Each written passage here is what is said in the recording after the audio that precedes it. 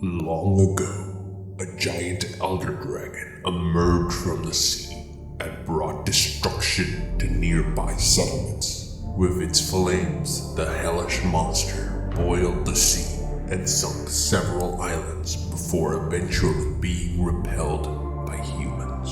The humans came together to fight off the monster, and after a long and fierce battle, they were able to drive it off and make it flee back into the murky depths of the sea, not too far away from where the battle took place.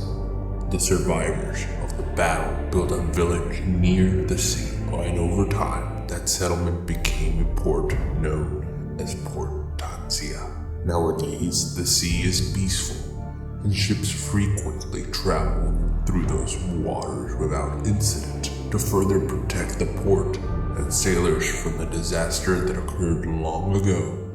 A lighthouse was built as a prayer to the gods to exorcise bad omens. Ever since that dreadful disaster, the waters have been clear, and sailors come and go with large bounties. Many years after that great battle, strange rumblings began to occur at sea. A survey vessel went to investigate the rumbling, but the ship went missing due to unknown reasons. Because of the survey vessel's disappearance, the Hunters Guild sent a fleet of research ships led by a dragon ship to investigate what was going on. They found the cause of the mysterious rumblings and were surprised to learn that an old legend from Tanzania really existed.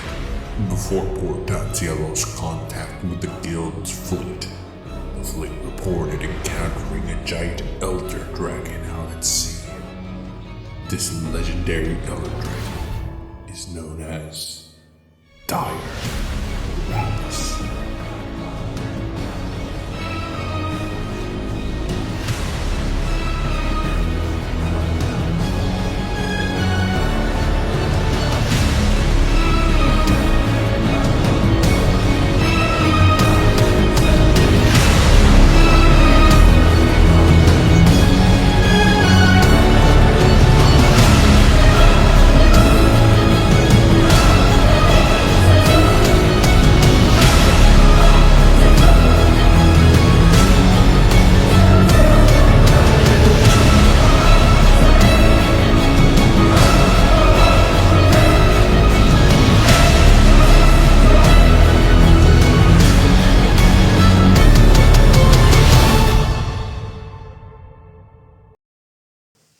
The third generation of Monster Hunter, an era best encapsulated in one sound.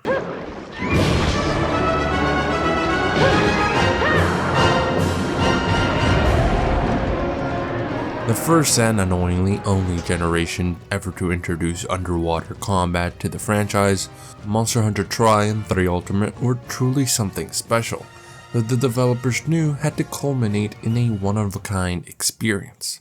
So they quickly started drumming up plans for the ultimate underwater boss fight.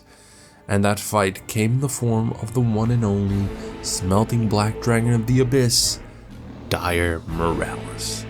In many ways, the abandoned child of the Black Dragons, not having made an appearance since 3 Ultimate all the way back in 2011. Which is a darn shame, since he's by far the most uniquely designed of all the Black Dragons. An underwater active volcano dragon is about as cool as it gets, and having its only appearance since then be a passing mention in Wilds makes it all the more painful. But we're not here to sulk about the loss of such an amazing monster. No, we're here to break down his lore and ecology to answer the question of just how strong is Dire Miralis. Starting off is Miralis' weird ecology, if you can even call it that. Miralis is a black dragon, and thus his abilities are more set in fantasy than in actual fact.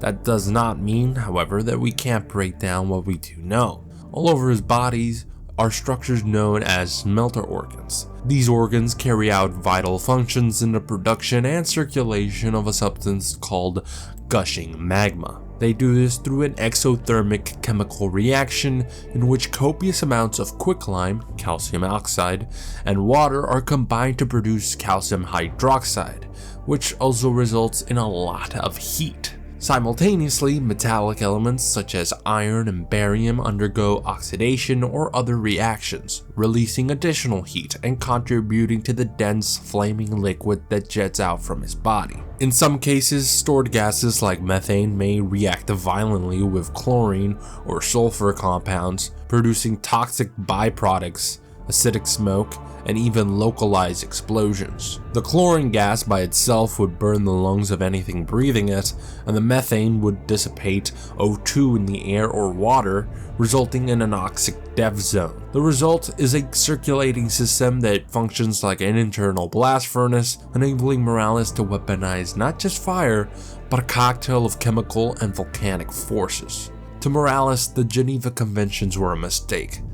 I mean, who the fuck doesn't love giving their enemies cancer? In spite of that, he mainly uses this exothermic chemical reaction to blast away his enemies with the gushing magma, either through the use of explosive breath attacks or by launching a volley of the stuff way up into the sky in a big burst. All of this obviously produces a lot of heat, which raises the temperature of the water Miralis sits on. In fact, it produces so much that Miralis is said to have boiled the sea.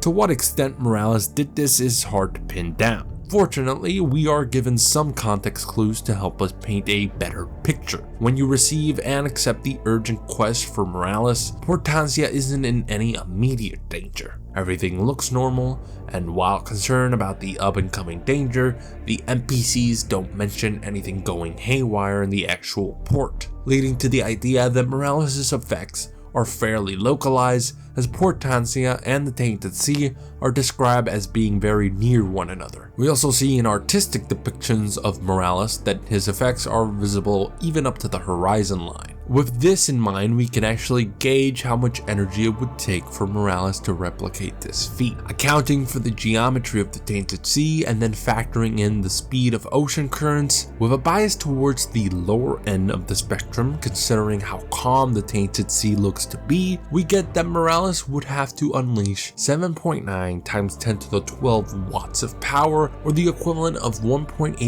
kilotons of TNT per second. This isn't everything, however, as we have yet to factor in convection. Convection, for those who've forgotten their high school physics class, is a word scientists use to describe how heat is transferred through a fluid. Unfortunately for us, without the ability to create complex fluid dynamic simulations, we can't give a real number for the inefficiencies this would cause. Instead, we can do the next best thing and see how convection affects large and calm bodies of water. What we see from studies is that convection typically results in inefficiencies between 10 to 70%, with reports up to 90% in extreme cases. So, depending on how bad you believe convection to be, this feat can lay anywhere from 8.8 times 10 to the 12 to 7.9 times 10 to the 13 watts of power, or 2.1 to 18.9 kilotons of TNT per second. Now, to be clear, I don't believe Miralis is just constantly exerting that much force. Instead, like his cousin, I think Miralis will occasionally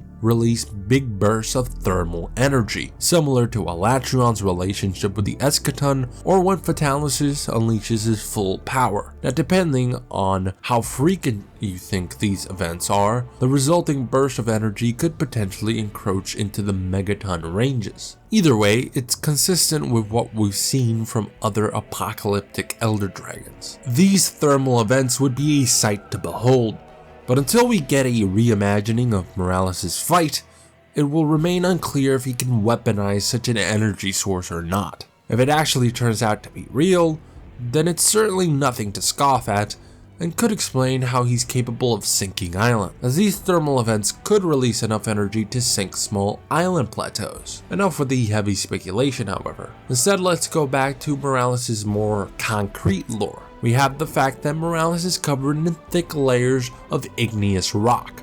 This not only shows his impressive physical strength, as lugging around all that rock isn't easy, but also his immense durability, as this rock layer acts as an impregnable coat of armor for the Black Dragon. Couple that with his size, which rivals even the legendary mountain dragon Lao Shenlong, and you have yourself quite the impressive physical powerhouse. Using isometry, for example, we find that Miralis could weigh in the ballpark of 643.5 metric tons, and that's discounting the tonnage of rock he'd be lugging around. Another even more accurate way to estimate Miralis' weight is by using 3D models. See, most living things have an average density close to that of water, so by finding the volume of the monster in question, we can more accurately assess their weight and come to a conclusion. Using 3D models yields a much higher figure of 1,585.76 metric tons. There is still some inaccuracy, as we aren't accounting for the thick layers of rock that encompass Miralis. This layer would have a density several folds that of water, and thus the weight would go up dramatically. All we can say for certain is that Miralis' weight is above the one given previously and likely encroaches on the 2,000 plus ton range. Lugging around that much weight so effortlessly showcases how ludicrously strong Miralis is. We're to the point where it's far easier to mention what Miralis can't outwrestle in a physical confrontation. Secondly, it is obviously impressive from a durability standpoint, as a lot of mass helps with withstanding heavy impacts. The more mass something has, the higher their inertia, and thus the more force needed to actually hurt them. Miralis' insane durability doesn't stop there, as he can enter into a state dubbed armor mode. This happens when Miralis drops to below 50% of his health.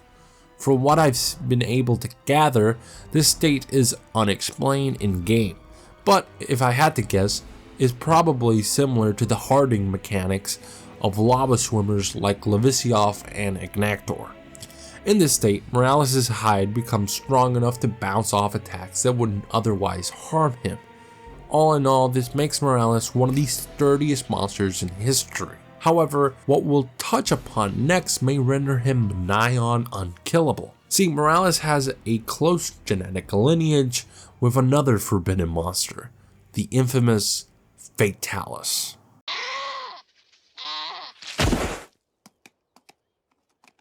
Giraffity! Yeah, see, that's not mine. This genetic lineage may be more significant than you think. Miralis is so like the Fatalis that people regularly mistake him for an underwater Fatalis. Now, what I'm about to say is speculation and thus not directly supported by the lore. So similarly to my Calcs, keep in mind that I'm strictly speaking non-canon. Nevertheless, I think it's reasonable to infer that many of the adaptations Fatalis underwent to become as strong as he did would find themselves in Miralis. We even see this to an extent with the myth and legends surrounding the two's ability to regrow, with Miralis' heart or Fatalis' scale being the catalyst for either event, an idea partly supported by the Black Fatalis blade in Poke Village. If what I say is true, then Miralis may just be as sturdy on the inside as he is on the outside. Something that we'll touch upon in greater detail when Fatalis' video inevitably comes out is that during his final attack, dubbed the Calp of Flame, Fatalis initiates the flame in his chest. Now we do see that the flame doesn't get going immediately, but despite that, we see Fatalis recoil the instant it becomes explosive. This to me suggests that Fatalis' internal organs are at least withstanding a portion of the blast force. This would make Fatalis, and by extension Miralis, ridiculously durable, capable of fighting on even as their internal organs are ravished. Again, this is ultimately just speculation, not without reason of course, but speculation nonetheless. Even if we were to remove this level of charity from Miralis' arsenal, he's still nigh on impervious to damage. However, his resistances don't stop at him being hard to hurt with physical force. The exuberant amount of heat and caustic chemicals compounds produced by his exothermic reactions indicate that Miralis is highly resistant to both. Considering lava can reach temperatures as high as 1500 degrees Celsius, it's pretty clear most heat isn't facing Miralis at all. Nothing but the hottest flames is even making Miralis flinch. All in all, Miralis stands at the pinnacle of the Monster Hunter world. So Capcom, please bring back Dire Miralis, and my life is yours.